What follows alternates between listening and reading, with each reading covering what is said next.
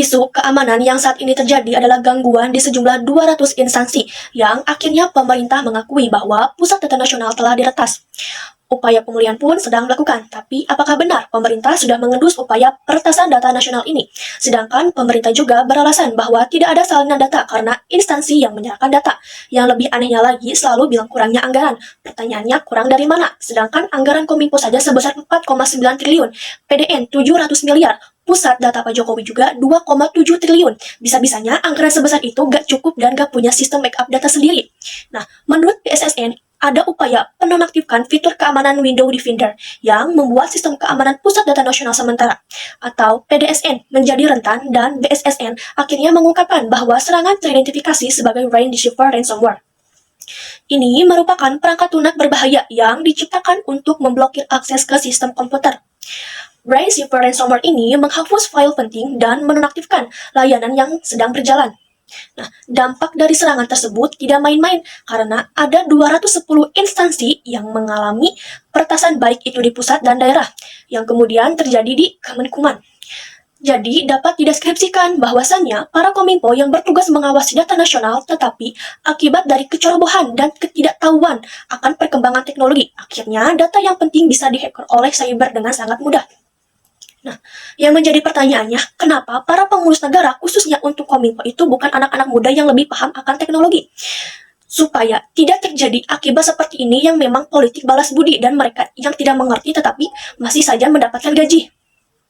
Masalah ini tuh tidak main-main karena negara gagal menciptakan meritokrasi. Dampaknya itu akan menjadi sangat besar bagi negara Indonesia.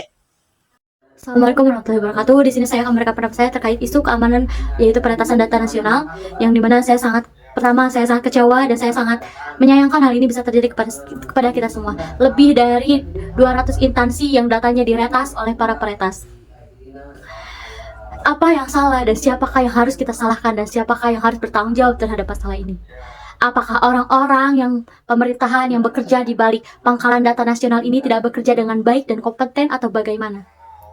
Sepertinya, menurut pendapat saya, orang-orang yang bekerja di balik pangkalan data nasional ini tidak bekerja dengan kompeten sehingga dapat terjadi peretasan yang besar dan peretasan yang sangat-sangat mengecewakan kita seluruh rakyat Indonesia. Misalnya, pemerintah hanya menganggap data-data warga negara ini tidak penting dan kita hanya dianggap penting ketika kita di balik bilik suara saja atau bagaimana.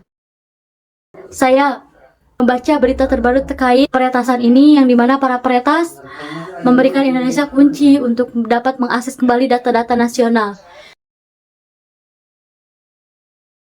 Nah, dengan demikian saya harapkan pemerintah mendapatkan cambukan dan menganggap masalah ini sebagai peringatan untuk pemerintah dapat memperbaiki sistem keamanan pangkalan data nasional dengan baik, dan saya harap pemerintah mengganti orang-orang yang tidak berkompeten dengan generasi muda yang kompeten pada bidang ini.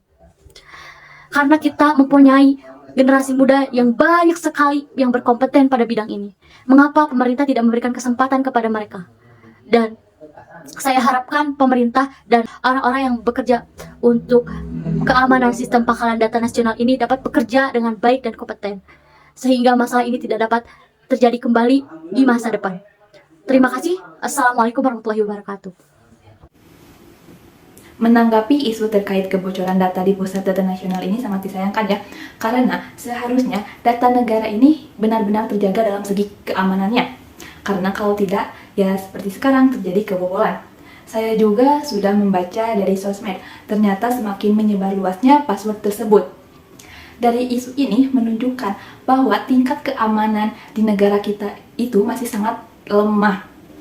Untuk itu kita perlu menyadari pentingnya keamanan data dan mendesak pemerintah dalam meningkatkan sistem keamanan informasi digital. Kalau tidak, akan memberikan dampak buruk kepada semua pihak. Kita juga perlu mempelajari keamanan cyber dan ikut mengupayakan dalam meningkatkan sistem keamanan ini. Menanggapi isu yang saat ini terjadi tentang isu keamanan perihal dicurinya data-data negara oleh hacker dari Kominfo. Seperti yang kita ketahui, data-data negara merupakan data-data yang sangat penting yang harus dilindungi oleh negara. Negara harus memiliki sistem keamanannya sendiri. Namun yang terjadi saat ini bukan hanya tidak memiliki sistem keamanannya sendiri, juga tidak memiliki backup datanya sendiri. Hal ini bukan hanya sekali dua kali terjadi, namun sering. Tapi tidak ada evaluasi untuk mencegah hal ini terjadi kembali. Seharusnya, sumber daya manusia yang kurang mumpuni digantikan oleh SDM yang lebih mumpuni, agar mencegah hal-hal yang tidak diinginkan terjadi. Pada tahun 2024, Indonesia menghadapi isu keamanan serius terkait dengan kebocoran data yang melibatkan Kementerian Komunikasi dan Informatika. Kebocoran ini mengaruhi data sensitif milik kementerian serta informasi pribadi dari sejumlah individu. Beberapa poin penting dari insiden ini meliputi: 1. Skala kebocoran. Data yang dibobol mencakup informasi sensitif seperti data pribadi, data operasi, internal kementerian, dan mungkin data strategis lainnya yang dapat berdampak pada keamanan nasional. 2. Respon pemerintah. Pemerintah Indonesia melalui Kominfo mengumumkan langkah-langkah mitigasi termasuk peningkatan sistem keamanan siber, investigasi lebih lanjut untuk mengidentifikasi pelaku dan modus operasi serangan, serta koordinasi dengan lembaga keamanan lainnya. Yang ketiga, dampak pada masyarakat. Kebocoran data ini meningkatkan kekhawatiran publik mengenai perlindungan data pribadi dan keamanan siber di Indonesia. Banyak pihak mendesak pemerintah untuk mengambil tindakan tegas dalam memperbaiki dan memperkuat informasi keamanan digital di negara. Yang keempat, reaksi internasional.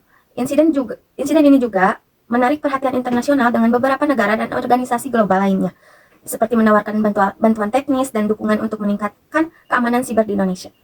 5. Langkah mitigasi. Selain peningkatan keamanan, Kominfo juga mempertimbangkan kebijakan baru mengenai perlindungan data dan regulasi lebih ketat terhadap penyediaan layanan digital untuk memastikan kejadian serupa tidak terulang.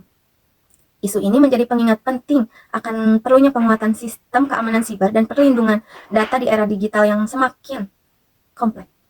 Terima kasih.